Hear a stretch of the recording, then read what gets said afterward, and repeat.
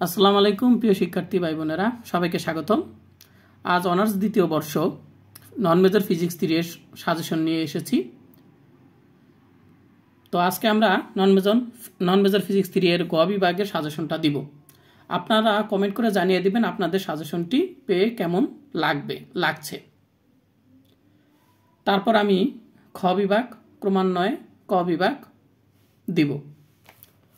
ওকে, প্রথমে আমরা দেখি যে গ বিভাগের ইম্পর্টেন্ট প্রশ্ন কোনটা।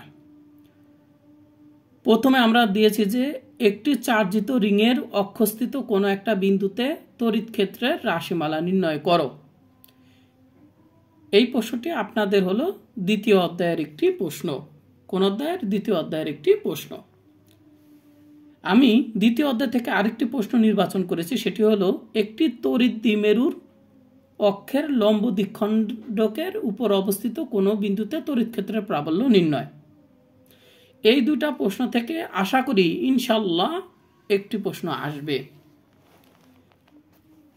এরপর আমরা তৃতীয় নাম্বারে নিয়ে এসেছি, সেটা হলো সুষমভাবে চার্জিত একটা পরিবাহী গোলকের বাইরের কোনো একটা বিন্দুতে তড়িৎ বিভবের রাশিমালা নির্ণয় করো। এই প্রশ্নটি হলো আপনাদের কোন অধ্যায়ের? আমি লিখে দিয়েছি, এটা হলো তৃতীয় অধ্যায়ের একটি প্রশ্ন, খুবই গুরুত্বপূর্ণ। এরপর দেখেন সলিনয়েড কি এবং সলিনয়েডের অক্ষের কোনো বিন্দুতে চুম্বক ক্ষেত্র নির্ণয় করো। এই ক্লাসটি কিন্তু আমার ইউটিউব চ্যানেলে দেওয়া আছে, অনেক ক্লাসই ইউটিউব চ্যানেলে দেওয়া আছে।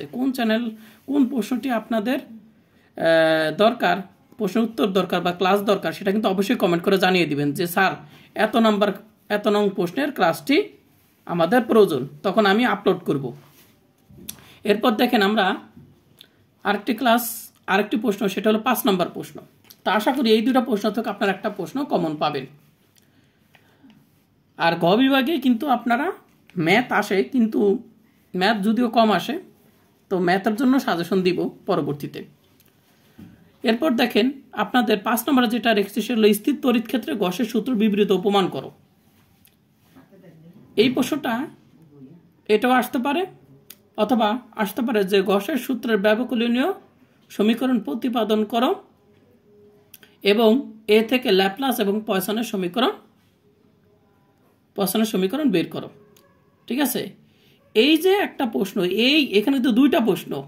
ঠিক আছে, একটা তড়িৎ ক্ষেত্রে গসের সূত্র বিবৃত উপমান করো, আর একটা হলো গসের সূত্রের ব্যবকলনীয় সমীকরণ প্রতিপাদন করো এবং এইটা থেকে ল্যাপ্লাস এবং পয়সনের সমীকরণ প্রতিপাদন করো। এইখান থেকেও একটা প্রশ্ন থাকবে ইনশাল্লাহ। এরপর আসেন এইখানে একটা প্রশ্ন, ধারক কি পরাবৈদ্যুতিক মাধ্যমে গসের সূত্রের গাণিতিক রাশিমালা প্রতিপাদন করো।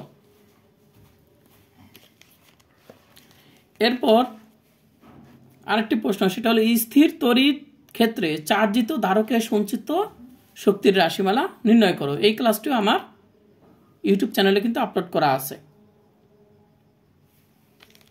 ওকে, তাহলে আমরা এখানে 7টা প্রশ্ন কিন্তু আমরা অলরেডি দিলাম।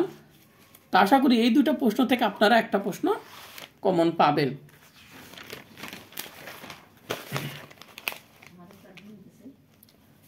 এরপর প্রিয় শিক্ষার্থীরা আমরা 8 নম্বরে রেখেছি কি, কারশফের সূত্র প্রয়োগ করে হুইস্টন ব্রিজের সাম্যনীতির শর্ত প্রতিপাদন করো। ওকে, এরপর আমরা 17 অধ্যায় থেকে একটি সিলেক্ট করেছি, সেটা হলো তেজস্ক্রিয় ক্ষয় সূত্রটি প্রতিপাদন করো। খুবই গুরুত্বপূর্ণ। এই দুটার থেকেও আশা করি একটা প্রশ্ন আপনারা কমন পাবেন। আর 10 নম্বরে রেখেছি একটি চুম্বক ক্ষেত্রে স্থাপিত একটি তড়িৎ লুপের torque tau equal to mu cross B অথবা টাউ সমান সমান এম ক্রস বি। এখানে এই দ্বিমেরু তড়িৎ চুম্বক ভ্রামকটাকে মিউ দ্বারা বা এম দ্বারা প্রকাশ করে। তো পরীক্ষায় আপনার প্রশ্নে যদি মিউ দেওয়া থাকে তাহলে আপনি প্রত্যেকটা মিউ লিখবেন, আর যদি এম লেখা থাকে তাহলে এম লিখবেন। ঠিক আছে, প্রশ্ন অনুসারে। আর এটার ক্লাসও আমার কিন্তু দেওয়া আছে।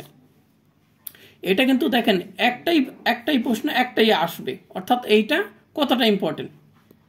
এরপর দেখেন এগুলো হলো একটু কম ইম্পর্টেন্ট, এগুলো হলো আপনাদের একটু কম ইম্পর্টেন্ট না, মানে এগুলো একটু অনেকেই উত্তরগুলো করতে পারেন না, উত্তরগুলো ঠিক আছে কম ইম্পর্টেন্ট না। কিন্তু আপনারা যারা একেবারে পাস করতে চান, আপনারা যারা আমি এখানে 20টা সিলেক্ট করেছি প্রশ্ন, 20টা, ঠিক আছে। তা আপনাদের 20টা প্রশ্ন সিলেক্ট করেছি। এর ভিতরে আপনাদের যারা একেবারে দুর্বল, শুধু পাস করতে চান, তারা এই 10টা প্রশ্ন পড়েন গ বিভাগের।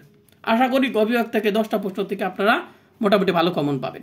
এবং যারা ভালো মার্ক চান তারা এগুলো পড়বেন। একটি আরসি বর্তনীতে আদান বৃদ্ধি ও হ্রাসের রাশিমালা নির্ণয় করো। এরপর একটি পরিবর্তী বর্তনীর জন্য প্রতিঘাত এবং প্রতিরোধ ব্যাখ্যা করো। প্রমাণ করো যে পরিবর্তিত বিদ্যুৎ চালকের বর্গমূল মান এর শীর্ষ মানের 70.7%।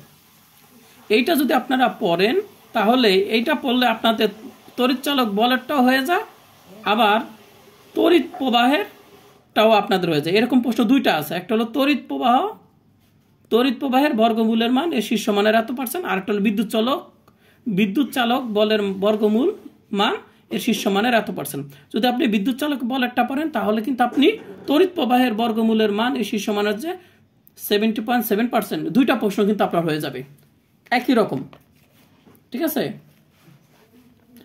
আচ্ছা, এরপরে দেখেন একটি ট্রানজিস্টর গঠন ও কার্যপ্রণালী বর্ণনা করো। খুবই খুবই খুবই ইম্পর্টেন্ট একটি প্রশ্ন, ঠিক আছে, এটা বাদ দিবেন না।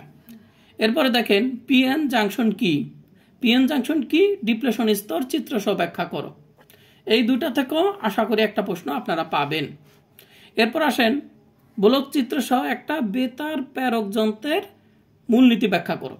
তা আমি এখানে লিখেছি এই 3টা প্রশ্ন থেকে আপনাদের একটা আসবে। তো আমার কাছে মনে হচ্ছে সবচেয়ে বেশি ইম্পর্টেন্ট সেটা হলো এই প্রথম 2টা প্রশ্ন বেশি ইম্পর্টেন্ট। এরপর দেখেন 17 নম্বর দিয়েছি। এখানে আপনারা জানেন যেই সময় বা কাল দীর্ঘায়নের যে রাশিমালা, ঠিক আছে, অধ্যায় 13 থেকে আপনি এই প্রশ্নটা পড়তে পারেন। এরপর আরেকটি প্রশ্ন পড়বেন, সেটা হলো হাইড্রোজেনের n তম কক্ষপথের ব্যাসার্ধের রাশিমালা। আপনাদের পরীক্ষায় কিন্তু ব্যাসার্ধ না থাকলে কিন্তু শক্তির রাশিমালা আসে। আপনাদের বিগত সালে শক্তির রাশিমালা আসছে, ব্যাসার্ধের রাশিমালাটা প্রমাণ করি তারপরে শক্তির রাশিমালাটা নির্ণয় করা লাগে। এরপর দেখেন প্লাঙ্কের বিকিরণ তত্ত্বটি বর্ণনা করো ও প্রতিষ্ঠা করো। এবং আরেকটি প্রশ্ন হলো আইনস্টাইনের আলোক তড়িৎ ক্রিয়া বর্ণনা করো। এই 2টা প্রশ্ন থেকেও আপনাদের পরীক্ষায় একটা আসবে ইনশাল্লাহ।